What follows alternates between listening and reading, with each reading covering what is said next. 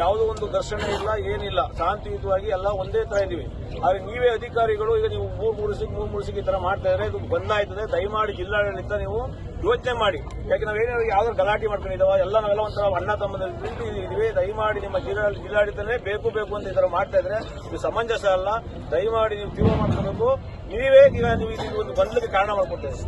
ಇವತ್ತು ಇಷ್ಟು ಜನ ಇದ್ದಾರೆ, ನೆಕ್ಸ್ಟ್ ನೀವು ಇದೇ ರೀತಿ ನೀವು ಗೊಂದಲ ಮಾಡಿ ಕ್ರಿಯೇಟ್ ಮಾಡಿದ್ರೆ ಸಾವಿರಾರು ಸಂಖ್ಯೆ ಮಂಡ್ಯ ಜಿಲ್ಲೆ ಇಡೀ ಕರ್ನಾಟಕ ಮುಂದೊಂದು ದಿನ ಇಡೀ ದೇಶದ ಗಂಟ ಇದೊಂದು ಮಾದರಿ ಆಗಬೇಕು. ಈ ಒಂದು ಹೋರಾಟ ಆ ಮಟ್ಟಕ್ಕೆ ದಯವಿಟ್ಟು ನೀವೆಲ್ಲ ನಾಯಕರು ಕೈ ಜೋಡಿಸಬೇಕು. ನಮ್ಗೆ ಯಾವ ಪಕ್ಷ ಯಾವ್ದು ಬೇಕಾಗಿಲ್ಲ. ನಮ್ಮ ಮನೆ ದೇವರು ನಮ್ಮ ಗುಡಿಗೊಂದು ಸಹಾಯ ಮಾಡಿ ಅಷ್ಟೇ.